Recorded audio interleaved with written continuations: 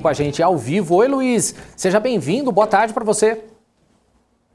Muito obrigado, boa tarde a todos que nos assistem. Luiz, uma coisa, eu queria que você me explicasse, se você pudesse explicar pelo menos em poucas palavras, pelo menos, o que significa, o que é a governança corporativa? Governança corporativa é a maneira pela qual os donos, os sócios, os controladores da empresa tomam decisões e encaminham essas decisões para dirigir seus negócios. Definem diretrizes, definem estratégias, definem expectativas de retorno, aceitação de riscos, ou seja, é o ambiente pelo qual os sócios convivem, exercem seus poderes e tomam as decisões mais relevantes das empresas. Em empresas que têm isso bem estruturado e formalizado, você tem a assembleia dos acionistas, você tem um conselho de administração, que esse é o ambiente mais estruturado da governança.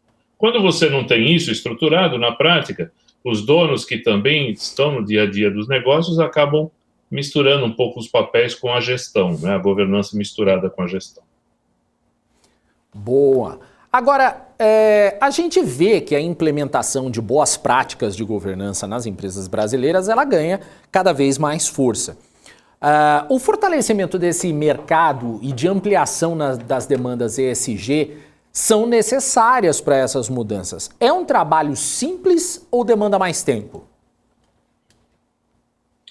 Não é simples, não. Ele é bastante complexo, porque, como eu falei, se o ambiente da governança ele lida com as questões de relação de sócios e exercício de poder, naturalmente não é um ambiente simples, não são processos simples. Existe muitas vezes uma fase de aprendizado, uma curva longa para a mudança do modelo mental, de como os sócios interagem entre si e como eles interagem com a sua companhia.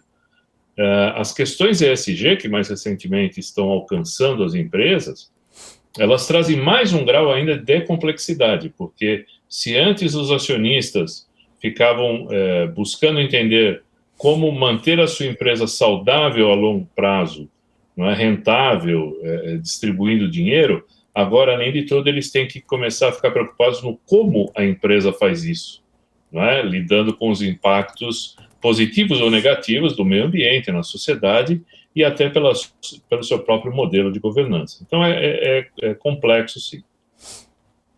Boa. Cabral tem pergunta aí. Diga lá, Cabral. Tenho. Olá, meu amigo, beleza? Tudo bem? Tranquilo, graças a Deus. Eu tô bem demais. Eu tô mega feliz. O senhor é flamenguista também? O senhor é corintiano, meu Deus. Se eu tirar uma dúvida com o senhor, a B3, eu acho que ela tomou uma decisão que não cabia a ela, é um debate até meio complexo, do negócio da governança, da quantidade de mulheres, negros, etc., que tem que ter no conselho. Você acha que uma decisão dessa deveria vir de uma bolsa? Não, tudo que é imposto acaba trazendo, muitas vezes, um mau uso só para cumprir a regra, né? Então, eu acho que o maior risco que existe é esse. Claro que você fomentar a busca da diversidade, diversidade de gênero, diversidade de raça, inclusive o próprio colegiado deve começar com a diversidade de competências, expertises, não é? Então, o fomentar, o estimular, se for o caso até criar algum selo de premiação, eu acho interessante. O perigo da obrigatoriedade, muitas vezes, é cumprir mal a regra para dizer que cumpriu, né? Então, eu faço só para um check, né? Check the box, tá certo? Eu queria até complementar essa informação aí que o Cabral trouxe, porque hoje a gente teve, por exemplo, a renúncia de uma mulher como primeira-ministra do Reino Unido. Muita gente, até de forma preconceituosa, fala que ela foi escolhida apenas por ser mulher. E a diversidade, ela é algo central nesse momento, né? O fato de se colocar alguém no cargo, seja mulher, negro, LGBT, deve ser escolhido por essas características ou por competência? Não, é exatamente por isso. Primeiro que eu não acredito que aquela primeira-ministra foi escolhida por ser mulher, não é? Foi escolhida pela sua força política e acabou sendo eleita por isso, não é? Agora, a força política dela, me parece, não foi suficiente para permanecer no poder e ela acabou saindo. Mas eu acredito na busca da diversidade por competência. Por competência, ou seja, as pessoas trazem sua cabeça com pensamentos distintos, com experiências distintas para dentro desse ambiente colegiado. E eu acho interessante porque você enriquece, não é?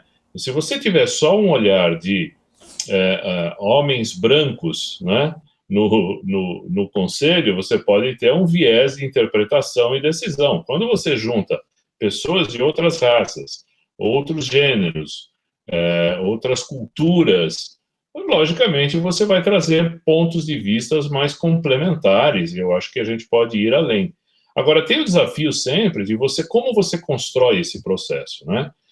Eu me lembro, nos Estados Unidos, as empresas lá desde a década de 70 foram incentivadas a promover mulheres para as lideranças das empresas. E o que acaba acontecendo é que, naturalmente, mulheres chegando ao ambiente de diretoria, naturalmente acabam em um momento da vida se tornando conselheiras, tá certo? Aqui no Brasil não houve uma promoção disso, então acaba sendo um caminho meio que induzido a acontecer. Então, eu vejo a preocupação, eu vejo que é importante a gente manter esse assunto vivo, os incentivos, as portas abertas para isso, inclusive tem até um instituto que é voltado para ajudar a formar mulheres executivas para o papel de conselheiras, muito, muito interessante, faz um trabalho muito sério, mas eu sempre fico preocupado com coisas que são por obrigação, como eu falei, né? Meu amigo, eu quero mexer no vespeiro. Mexer no vespeiro chamado Eleição Estatais 2023. O quanto um presidente, Bolsonaro ou Lula, Y, tem o poder de afetar a governança de Banco do Brasil, Petrobras principalmente, que provavelmente vai ser o grande debate para ano que vem. O quanto a mudança da lei das estatais do governo Temer tem que ela ser alterada ou não, ou o próximo presidente, independente dessa lei, consegue ter um poder de manipulação da governança interna, ou a empresa está blindada, entendeu? Ou até onde blindada? Cabral, só para chacoalhar um pouco mais esse vespeiro, eu quero voltar lá no conceito que eu falei da governança, que se a governança é o assunto de dono, não é? Como eu falei, tá certo? A única governança que funciona de fato é a que o dono quer. Tá certo? Essa é aqui. Por mais que o mercado seja regulado, por mais que as leis digam isso, na prática, é como o dono quer que isso funcione. E isso vinha acontecendo de maneira muito forte num governo que se presta a ser empresário, não é? E aí, independentemente do partido, do viés ideológico. Então, a gente viu as estatais sendo usadas como meios de manobra para interesses político-eleitorais, historicamente. Né? Historicamente foi assim. Quando chegou o governo Temer, eu acho que duas providências foram muito interessantes para isso. O primeiro foi a lei das estatais, que cria uma blindagem. Né? Ela cria uma blindagem de que as decisões que guiam as empresas estatais têm que estar voltadas para a sua sustentabilidade e longevidade, não para atendimento de interesses eleitorais. E a própria revisão do Estatuto da Petrobras acabou também criando uma série de limitações, né, de que o controlador, ou seja, o governo federal, possa agir livremente no seu interesse político, tá? Mas a gente viu acontecer nesse mandato corrente agora do presidente, ele trocou 4 presidentes em 3 anos e pouco, tá certo? E por que ele trocou? porque ele estava, e a gente sempre via pelas declarações dele que ele estava tentando influenciar de alguma forma a atuação do presidente em busca de, sei lá, controlar preço, para o preço não afetar a política monetária de interesse do governo, e ele não conseguiu, e aí ele ia trocando. Aí tem as regras de como eu posso levar para a eleição um candidato a uma posição de presidente. E aí você tem todas as regras, e a gente percebeu uma certa, como eu vou dizer, flexibilização da interpretação da regra para eu poder indicar o executivo que eu queria, não é? Então, o que a gente sente é que as regras estão aí, elas criam limitações, elas não deixam as coisas soltas para o presidente fazer o que quer a seu bem interesse, mas sempre se dá um jeito de contornar e, de alguma forma, pressionar a Assembleia, pressionar o Conselho de Administração e, infelizmente, por decorrência, até os órgãos de apoio, como foi o caso lá do comitê que indicou o nome dos atuais dirigentes da Petrobras, né? Tanto é que aquele conselho lá de RH bloqueou a maioria e ninguém saiu. Todos foram eleitos. Exato. Continuaram sendo, mesmo sem a bênção do comitê de indicação, eles acabaram, os nomes foram para a Assembleia e, como o governo tem a maioria, ou seja, como o controlador quer que a coisa aconteça, acabou acontecendo. Só que aí ele tem, pela lei da estatal, ele tem limitações, ele não pode chegar lá e mexer na política de preço como se fez muito historicamente já, né? Na verdade, ele pode mexer disfarçando, não aumentando. Isso. Como está tendo atualmente. Estamos com defasagem e não está aumentando. Então, mas ele tem um limite para isso, porque tem aquela regra do PPI lá, né, da paridade internacional de preço, em que ele não pode defasar muito. É mais ou menos a briga da pesquisa eleitoral, né? Dependendo do desvio, agora o pesquisador vai para a cadeia, né? Mais ou menos isso, tá certo?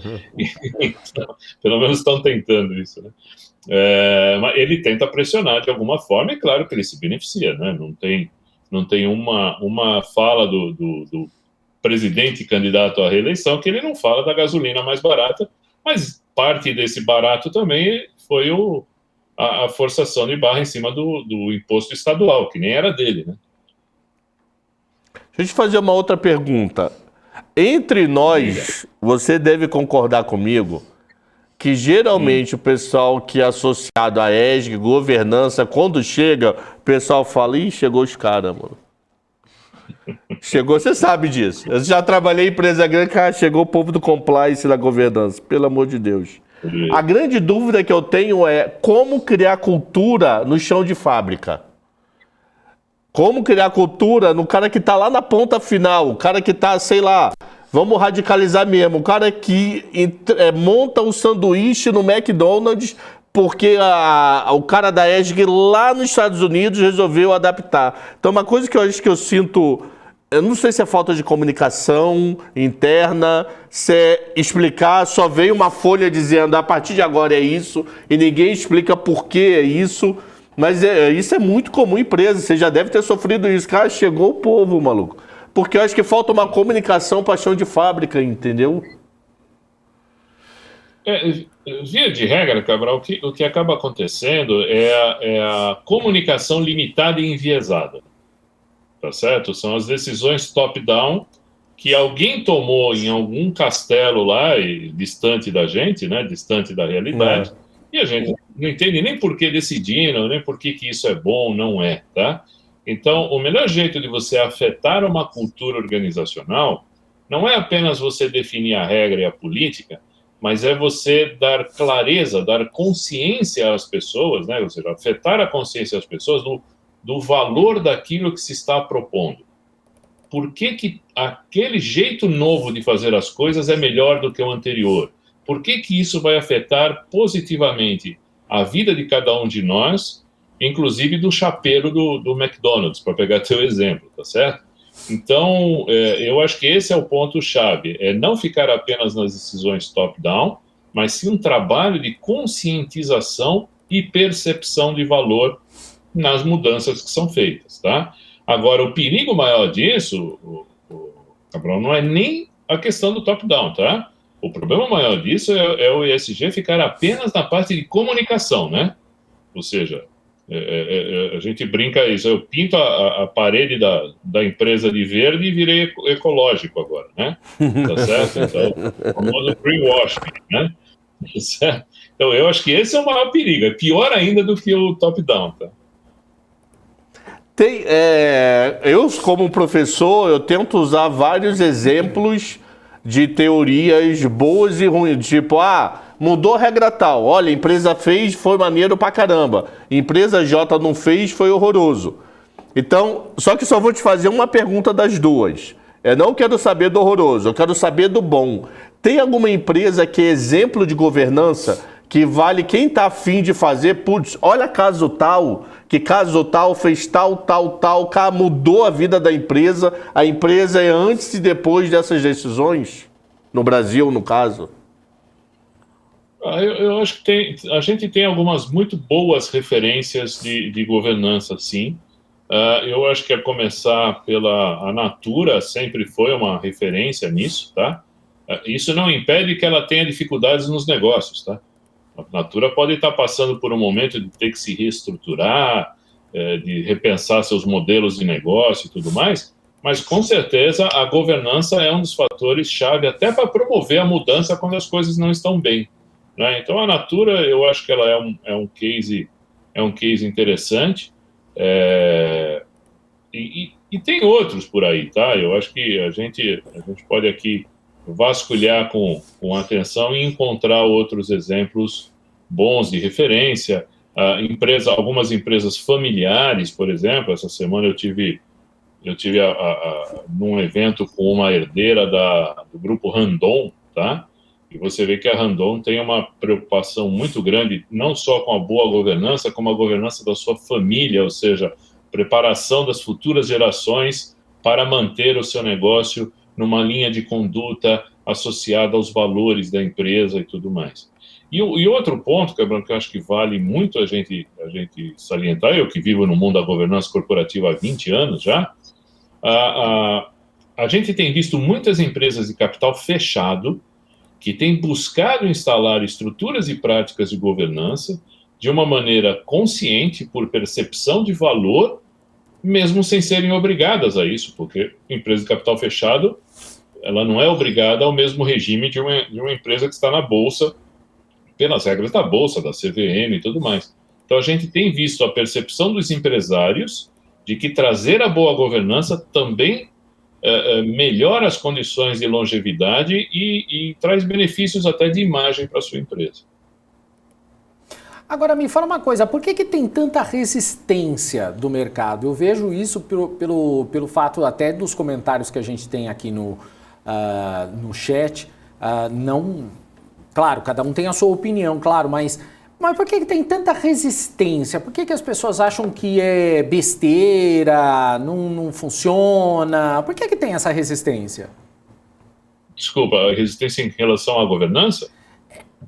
Em fazendo essas mudanças, em promover mudanças para a empresa. Às vezes o pessoal acha que é besteira. Tá. Quando você tem um dono à frente do dia a dia dos negócios, parece que as coisas são muito rápidas, sabe? São sempre, muito mais ágil e tudo mais. O problema é que o dono, ele toma todas as decisões, ele concentra nele isso, tá certo?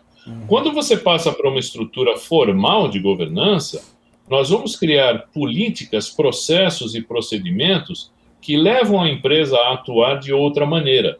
Não é simplesmente bater na porta do dono da empresa e ele responder e assinar o que a gente quer que ele assine, entendeu? E aí muita gente acha, ou tem a percepção enviesada, ou às vezes até porque o processo não foi bem construído, de que o processo se tornou muito mais burocrático, muito mais lento, muita gente pedindo um monte de coisa que não tem percepção de valor naquilo, um pouco até da resposta anterior, né? Começaram a pedir tanta coisa para nós que não pediam, não é?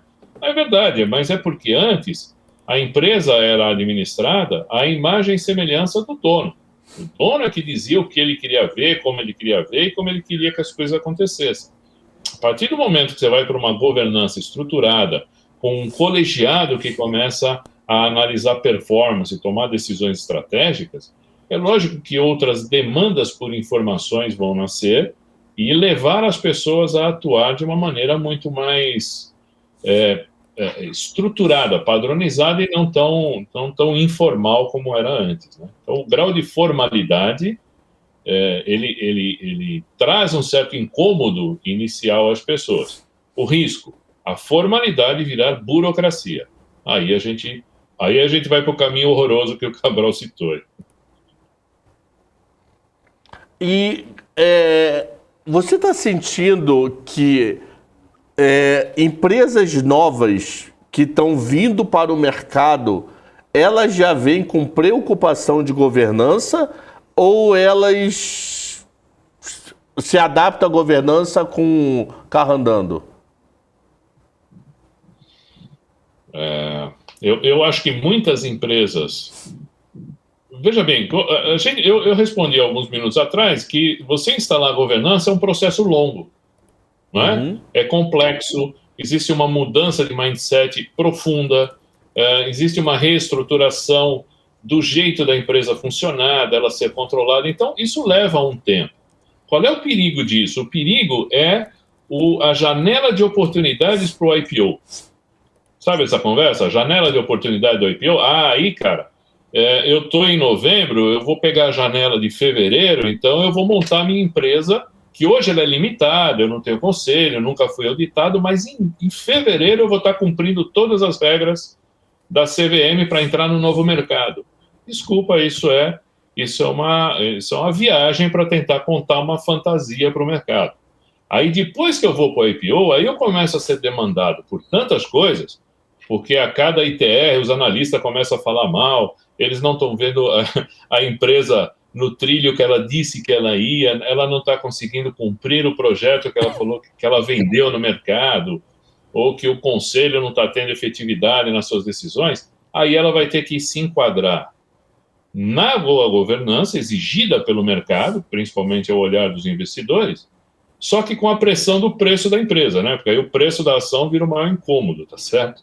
Então, o mercado precifica isso. Se nós pegarmos as empresas que abriram capital entre o fim de 20 e começo de 21 e vão olhar como elas viraram, né, o ano passado, você vai ver quanta empresa perdeu valor, exatamente a maioria dessas que abriram a toque de caixa. Porque elas não tinham, de verdade, uma governança instalada de forma a sustentar aquela promessa que a gente fez para o mercado, tá? Eu brinco, meu amigo, que essas empresas foi criado um ETF chamado NABA 11. Porque é um festival de 70% de queda, 60% de queda, que é uma loucura, maluco. É isso aí. É isso aí. Só que tem um ponto, e até eu vou citar uma frase, eu estava numa live há uns meses atrás com o Mauro Cunha, né, alguém muito conhecido aí do mercado da MEC, né? Eu trabalhei com ele no Pactual. Trabalhei com ele no Pactual nos anos 90. Bacana. Mauro é uma grande figura. E eu estava exatamente provocando ele essa análise. Eu falei, cara, mas por que isso acontece? Por que o cara que não tinha nada, de repente, ele capta 500 milhões na bolsa, né? E aí o Mauro respondeu assim, meu caro, demanda gera oferta. Se o mercado está querendo título, vamos dar título para eles comprarem. É isso. Aí vem esse índice que você falou pouco tempo depois, né? Tá certo? Foi feio o negócio ali, meu Deus. Bastante. Perfeito. Ô Luiz, queria agradecer a sua participação aqui. A gente já está no final do programa. Pô, ainda tinha várias perguntas. Você mora em São Paulo, Luiz? Moro em São Paulo. Eu vou te chamar pro podcast. Eu vou falar com o povo ali atrás pra gente bater um papo maior sobre esse tema aí. Esse tema é esse. Eu quero. Boa. Aí eu venho Vou falar com o pessoal. Boa. Fechou. Eu vou falar com o pessoal da produção hoje ainda. E semana que vem ou na outra. Beleza. Maravilha. Vai ser um Valeu, prazer. Luiz. Muito obrigado. Um abraço. Até a próxima.